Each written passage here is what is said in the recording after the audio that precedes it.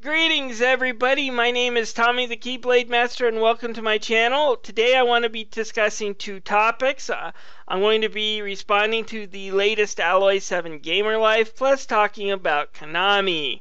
Let's start off by talking about something kind of in my personal life. I usually live in a dry climate, and lately we've been getting lots of rain, so I've been fighting off the mosquitoes. It's kind of start calling my local area Mosquitovania because I step outside without bug repellent and I need a blood transfusion. Who needs freaking Dracula? But we'll talk about that more when we get into the Castlevania segment when I approach Konami.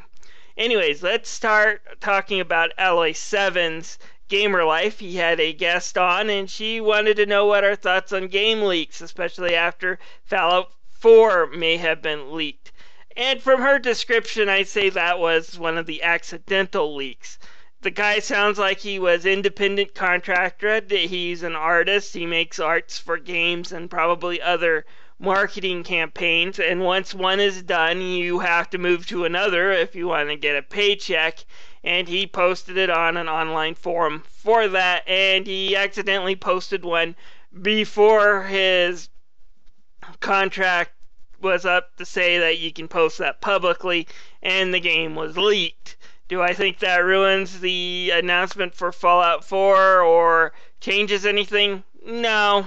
Do I think fans of Fallout are going to get extra hype? In some ways, probably better to do it now than at E3 when it might be lost in other game coverage. Yes. And a lot of the responses to this question have been interesting. The Locked on Target show had a really good response when he said some of these leaks are actually done for marketing reasons and not actual game leaks, because when the marketers decide to, quote, leak something, we gamers feel like we just got a forbidden information early that we're not supposed to have, and we'll pay more attention to it than if it's a official press release. And it's a great way of gaining hype if it's just a small piece of info that by itself means nothing, only hints.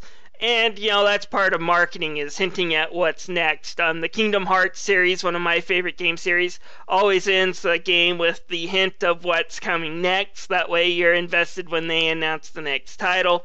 Same thing with leaks. And speaking about leaks, though, some of those are bad. Leaks can be because they are misleading or they're misinformed. Let's go back to Kingdom Hearts. Several months ago, the guy who does Goofy's voice, and he's a veteran voice actor, so I was surprised when he made this slip up.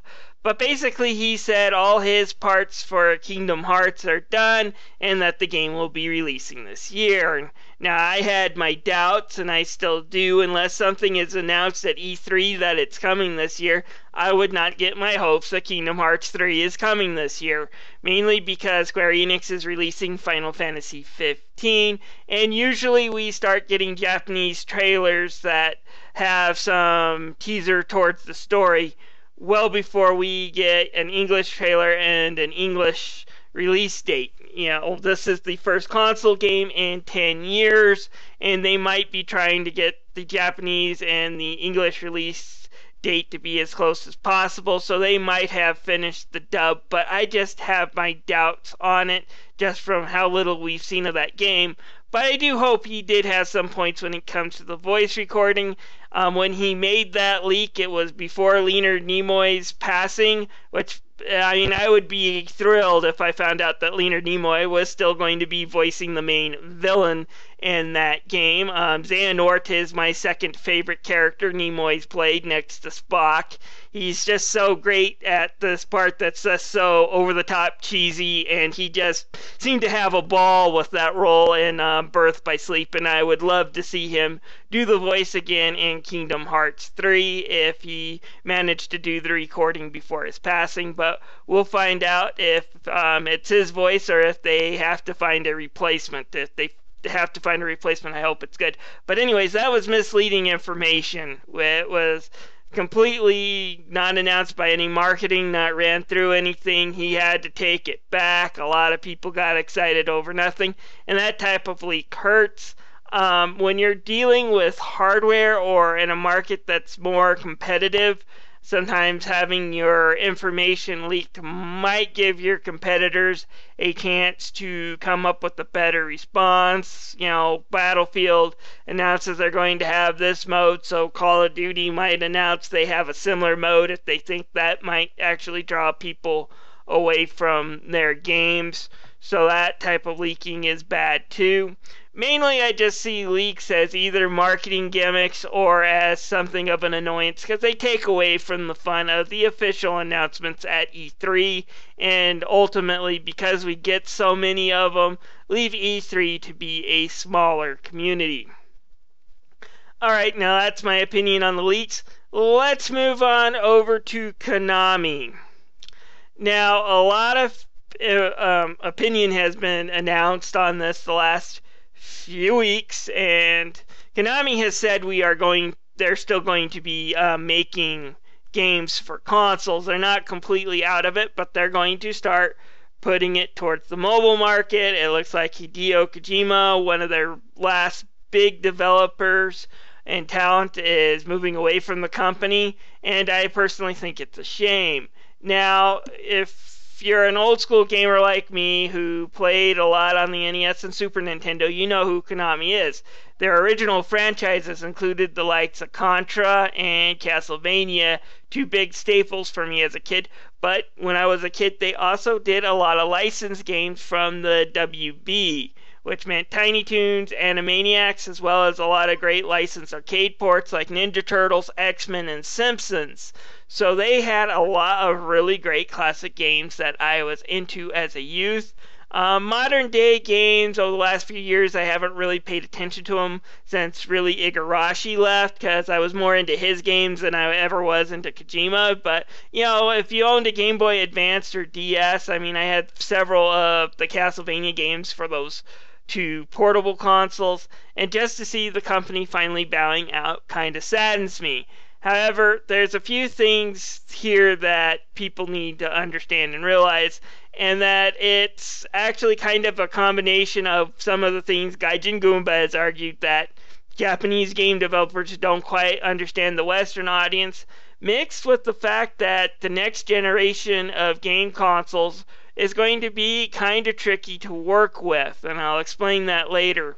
Anyways, if you haven't seen Gaijin Goomba's video, I ask for you to look it up on YouTube. I think it was titled like Japanese game developers don't get us, and he talked basically about how Square Enix and Capcom and even Nintendo have made decisions in their hardware and software that us Western audience wouldn't get, and also the push towards mobile games. While it might make sense to a Japanese game audience, it might not make sense to us Americans.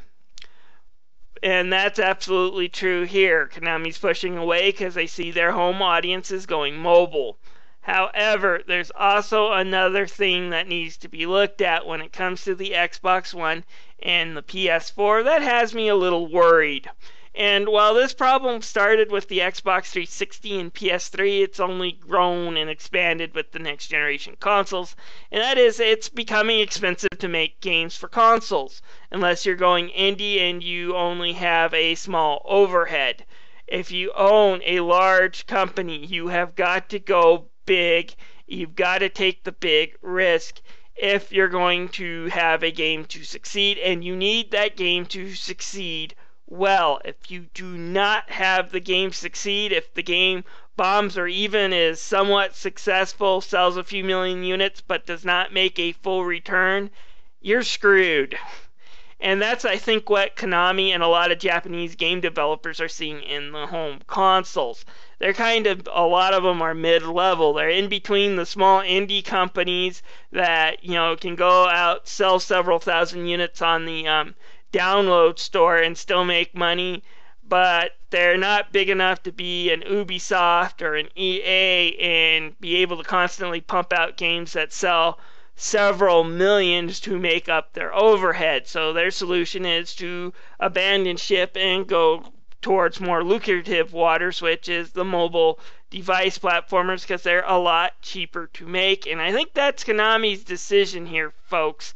And it's not just Konami doing this. I see Capcom doing it, and I see Sega doing it. And what this kind of means is the mid-level games that I used to enjoy from these Japanese publishers are going to go away. Game series like Castlevania, game series like Mega Man, game series even I would say Sonic the Hedgehog, the way Sega's been kind of running them into the ground lately, might have their devoted followers, but they're not big enough to make up the overhead that these big game companies need to keep on pushing out their next project. So we're kind of seeing them being abandoned. Screw Attack's got a latest video on the top 10 biggest screw-ups. They use another word for it, but I'm not going to use it on this channel. And they do have a spot towards these decisions. I kind of agree with them.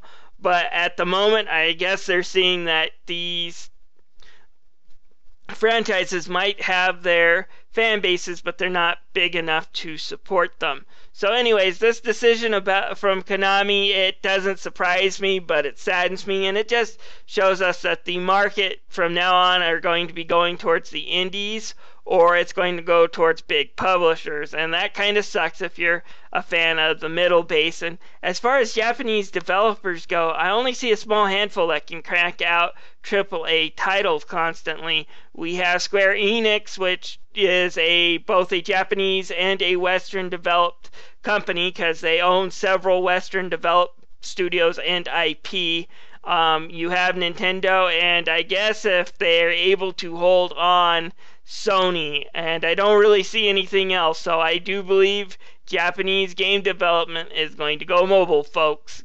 Get used to it. Anyways, thank you for listening to my opinions. This is Tommy the Keyblade Master signing out.